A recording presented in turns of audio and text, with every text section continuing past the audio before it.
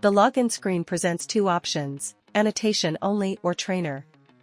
These two options allow users to choose their preferred role based on their access needs and intended actions within the platform.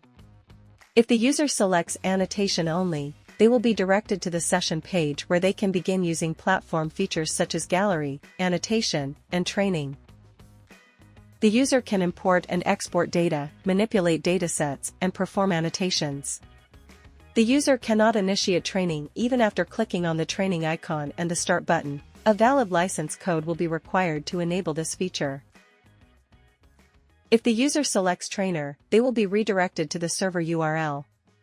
After clicking the Next button, an error message will appear, providing information about the activation process.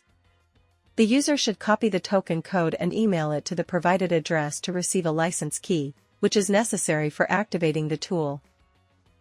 Once the tool is activated with a valid license key, the user will need to enter the login credentials.